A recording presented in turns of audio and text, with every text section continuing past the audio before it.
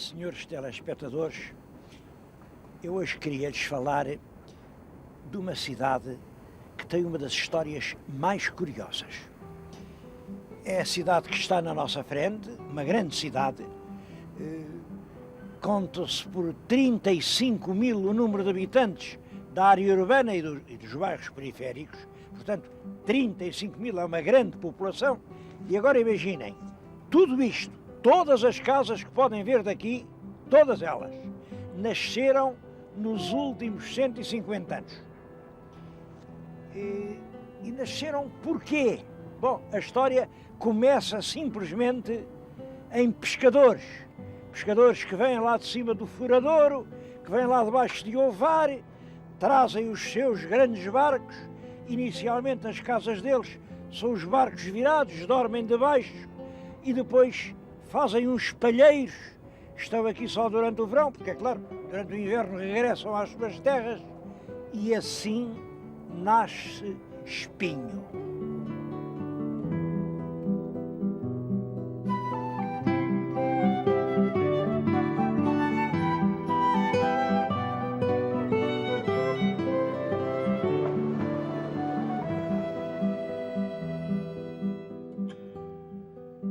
É uma terra cheia de pitoresco e de vida que emocionou no século passado muitos escritores. Eu tenho nas mãos alguns desses livros, tenho naturalmente Os Pescadores do Raul Brandão, tenho As Farpas do Ramalho, tenho As Praias de Portugal também do Ramalho, que tem aqui isto é já de 70, já a terra estava a crescer e mostra o que era uma avenida em Espinho quando ele aqui passou. Reparem, são casas de madeira construídas na praia. Bom, e tenho também um livro pouco conhecido do grande filósofo espanhol Miguel de Unamuno. Unamuno impressionou-se com os barcos. Isto em 1907, portanto, há quase 100 anos, Unamuno passou por aqui, olhou para estes barcos e escreveu que são os raros sobreviventes que lhe lembram os barcos orientais dos inícios da civilização. É uma página muito bonita sobre os barcos dos pescadores de Espinho. Eles estavam a acabar em 1907, mas como veem, chegaram até hoje. Estes barcos ainda vão ao mar. Há 3 companhias a trabalhar. Tudo isto são coisas de há muitos séculos e que chegam vivas até agora com a força das tradições. Claro, a grande intensidade pescatória de Espinho, essa desapareceu. Foi agora para o Porto de Matosinhos, onde há navios modernos, há as traineiras que vão ao longe. Aqui continua a arte chávega.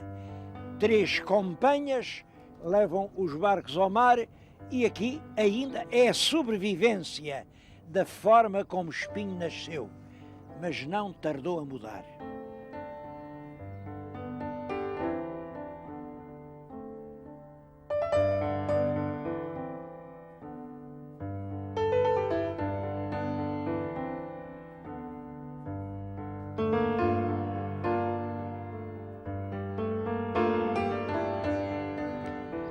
Com a grande abundância da pesca, relaciona-se naturalmente a atividade da indústria conserveira. Muito peixe, não se vende todo, é preciso ocupá-lo e aparece assim a fábrica de conservas. Estou-lhes a falar aqui diante do velho edifício de uma fábrica que durante quase 100 anos foi o coração de Espinho. Toda a gente tinha orgulho nesta fábrica. Ainda hoje, estão andaimes, a Câmara Municipal não se resigna a deixar cair isto em ruínas. Vão meter lá dentro um espaço cultural. Ali por 1900, 1910, os produtos Brandão Gomes têm prestígio em todo o país. Os administradores eram gente culta, mandaram fazer depois uma casa mais bonita e aqui em frente escolheram uma das raparigas que trabalhavam na fábrica e incumbiram um escultor de fazer o emblema da fábrica.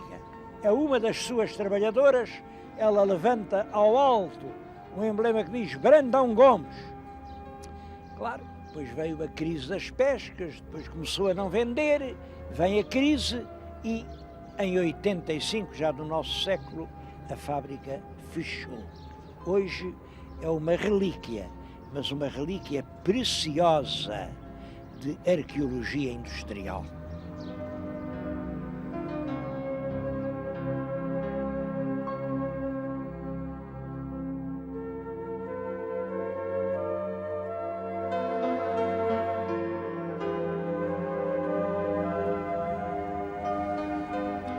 Eu quis contar-lhes a história de Espinho, porque, a meu ver, é uma das grandes lições na história das povoações portuguesas.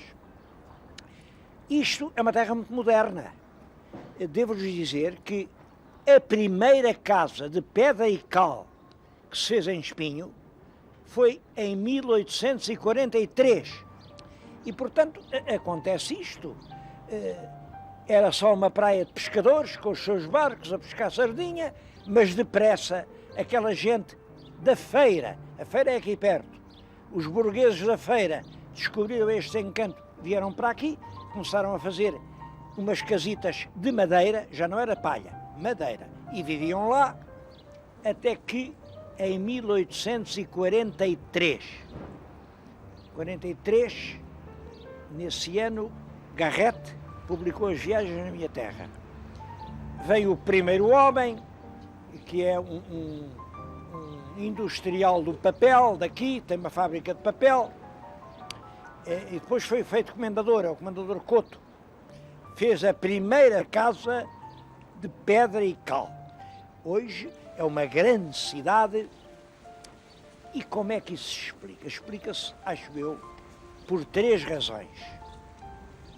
Bom, a primeira é que realmente os moradores da feira acharam que isto era muito bonito, e vieram aqui para a praia, vieram a banhos. Começava nessa altura a ideia das praias de banhos. Bom, mas uns banhos com as senhoras com uma touca, todas vestidinhas, com sapatinhos nos pés, para ninguém lhes ver os dedos dos pés. Bom, mas a verdade é que a praia funciona. Funciona, desenvolve-se muito rapidamente, tão rapidamente que a Câmara da Feira tem que fazer arruamentos e faz os arruamentos numa prancheta, para aqui, e é por isso que isto tudo hoje é em linha reta. Olhem, tão depressa que nem houve tempo para dar nome às ruas. Eu estou aqui a falar-lhes na Avenida 8, isto é a Avenida 8, era uma avenida com muita história, estas palmeiras que lembram Cane, aqui era o Picadeiro, foi sempre a Avenida 8, mas os moradores chamavam-lhe o Picadeiro porque as pessoas mais importantes vinham aqui, andavam a cavalo para cá e para lá, como os picadeiros, e até há umas dezenas de anos, era aqui que passavam os namorados e sobretudo, era aqui que passavam os moradores de Espinho, que queriam encontrar namorada. Hoje já não é o centro de Espinho. Hoje o centro pode-se dizer que é a Rua 19. Bom, mas porquê esta coisa de dar nomes às ruas? Avenida 8, Rua 19, é que a cidade nasceu tão depressa, que nem houve tempo para escolher pessoas. Ficaram com algarismos, porque depois dos pescadores vêm as conservas, depois das conservas vem o comboio. O comboio chegou aqui em 1867, mas depois do comboio, o comboio para o Porto, hoje vai-se daqui ao Porto em 20 minutos, veio outro comboio o comboio que liga isto a Viseu. E então Espinho começa a ser o ponto onde se encontra todo o norte com toda a beira. Espinho cresce vertiginosamente e em 1889 Espinho reclama ser freguesia, que diabo estava dependente da freguesia da Ante, aqui ao pé. Hoje é um bairro de Espinho. Mas dependente porquê? Se isto tinha vida própria, e então é criada a freguesia de Espinho. Durou 10 anos, porque em 99 isto era tão importante que já não se justificava que dependesse da feira, e é criado o Conselho de Espinho. É claro, em guerra aberta com a feira, porque a feira era a metrópole destas terras e não podia perceber que numa costa nova nascesse uma cidade nova. Mas aí, depois da criação do Conselho, começa a batalha pela criação da cidade. E, finalmente, em 1973, é criada a cidade de Espinho. Eu queria lhes dizer isto. Quando se cria a cidade de Espinho, em 73, no fim do Estado Novo, no último ano, já não há pesca. Não há pesca porque abriu lá em cima o Porto de Matosinhos, aqui já não há traineiras, há aqueles barcos que há bocadinho vimos. Bom, e aqui também já quase não há praia, porque entretanto descobriu-se o Algarve. O Algarve tem uma temperatura mais quente, é moda ir para o Algarve. Então, porquê é que Espinho, depois de ser cidade, continua a crescer? Porque é depois de ser cidade que isto ganha os seus equipamentos culturais, a sua principal via de comunicação, que é o IC1, os seus grandes hotéis. Hoje Espinho é uma grande cidade, é uma sede de atividades que são célebres em toda a Europa, e tudo isso vem depois da elevação à cidade, depois de 73. Já não tem pesca, já não tem conserva, mas tem a inteligência dos homens que a dirigem e conseguem fixar aqui um grande número de atividades que todos os anos atraem milhares de pessoas de toda a parte do mundo.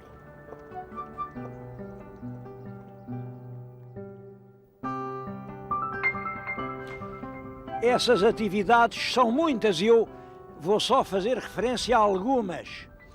A primeira é o golfe, o mais antigo golfe instalado em Portugal e penso que na Península, um golfe com mais de 100 anos. O Festival de Música de Espinho iniciou-se em 1964.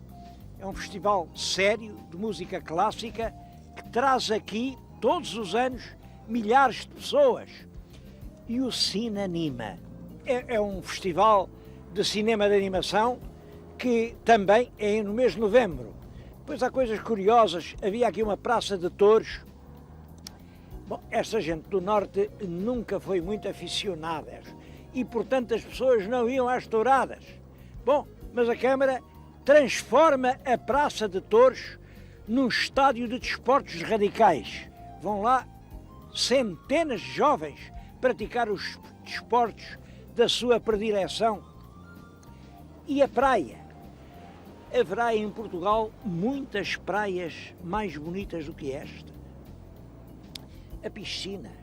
Hoje a piscina está transformada numa piscina coberta, quente, chamam aqui de talassoterapia, quer dizer, tratamento pelo mar, e muitas outras atividades.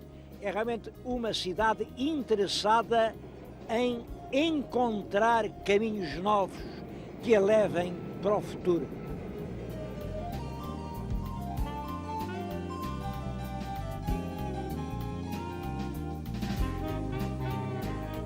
Extremamente curiosa é a comparação entre os destinos históricos de Espinho e da Granja.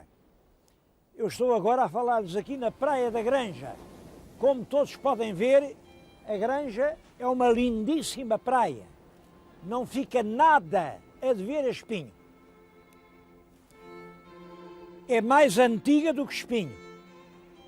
Quando se fez o comboio parava na Granja e não parava em Espinho. Era para aqui que vinha a rainha Dona Maria Pia. Aqui já havia chalés elegantes, quando em Espinho só havia palheiros de pescadores. Isto no último quartel do século passado. Bom, um século chegou, Espinho é uma grande e ascendente cidade e a Granja é uma pobre aldeia a agonizar. Como é que isto se pode explicar? A explicação é inteiramente sociológica. A Granja foi eleita pelos moradores do Porto como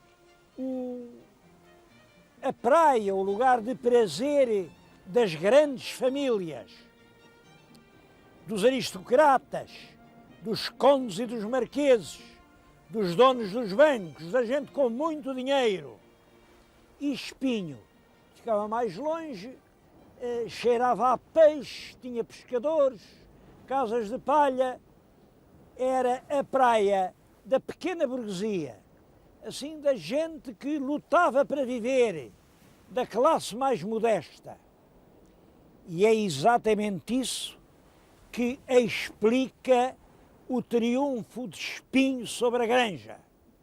Destas duas classes, no último século, como sabem, a aristocracia desapareceu. A grande burguesia mirrou. Portugal é hoje uma república pequeno-burguesa e é a povoação escolhida pela pequena burguesia que encontra futuro e que se faz cidade. Em todo caso, o passado deixou aqui na Granja algumas relíquias que vamos observar.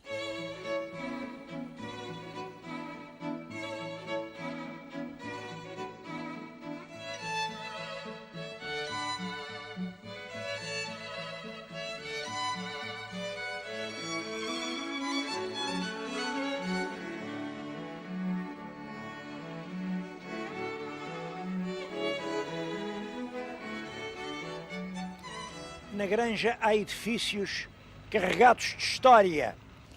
Estou-lhes a falar diante do que resta do Palacete, onde em 1876 se celebrou o Pacto da Granja.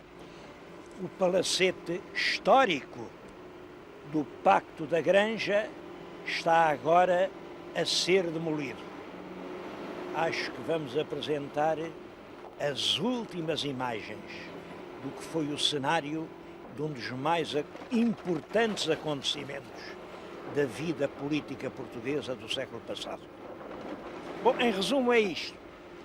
Havia três partidos, os históricos, os reformistas e os regeneradores.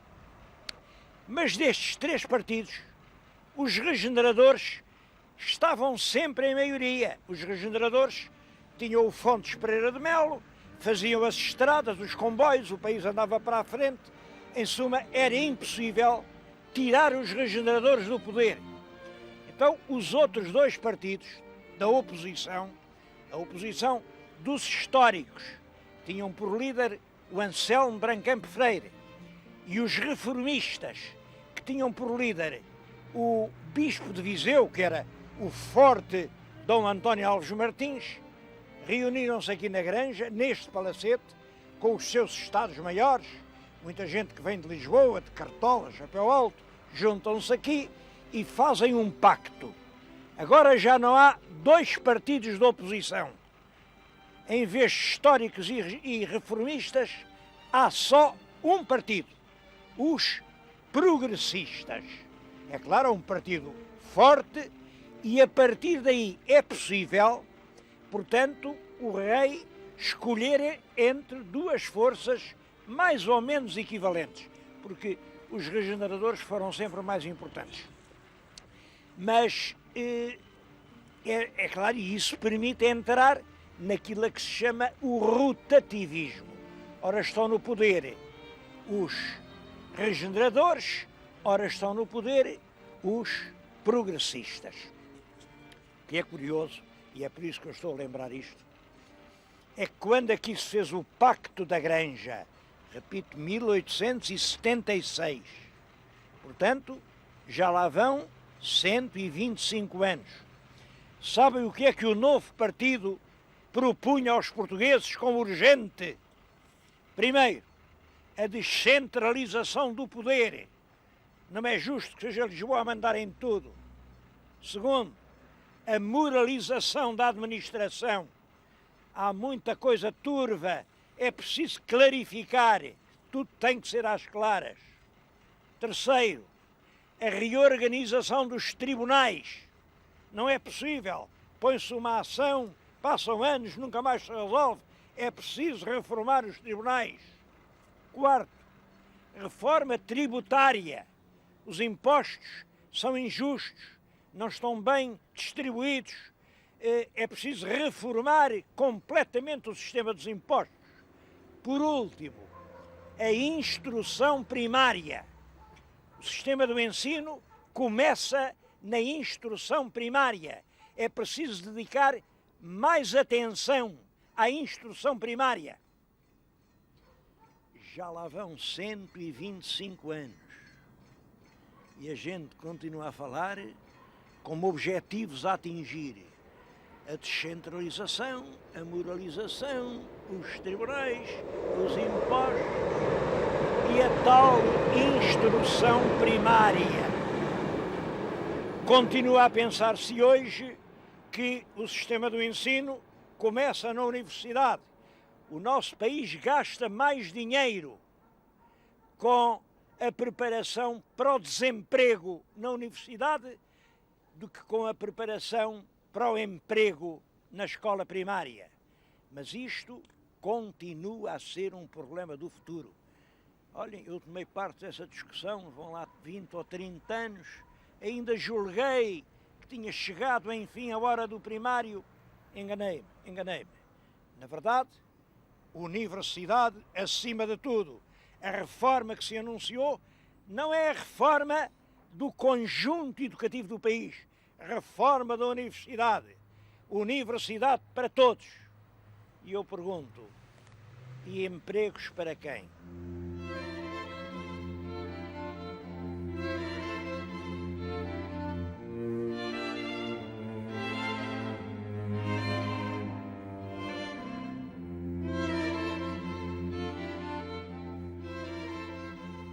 Outra casa histórica da Granja é esta que está na nossa frente. É a casa onde Eça de Queiroz vinha passar as suas férias. Foi aqui que ele se aproximou e namorou a Dona Emília Rezende, com quem casou, a mãe dos seus filhos. É uma casa essencial na biografia de Eça de Queiroz. Como vê, também está a cair. Não tarda nada, tem o destino da que acabamos de ver. Senhores telespectadores, eu estou-lhes a falar na área do Grande Porto. Vem aí Porto, capital da cultura 2001. Então, e se vier alguma pessoa culta que lhes pergunte: então onde é que ficava o tal Eça de Queiroz, que é um dos grandes nomes portugueses na cultura europeia, também vão deixar cair esta casa? Eu faço a pergunta, deem os senhores a resposta.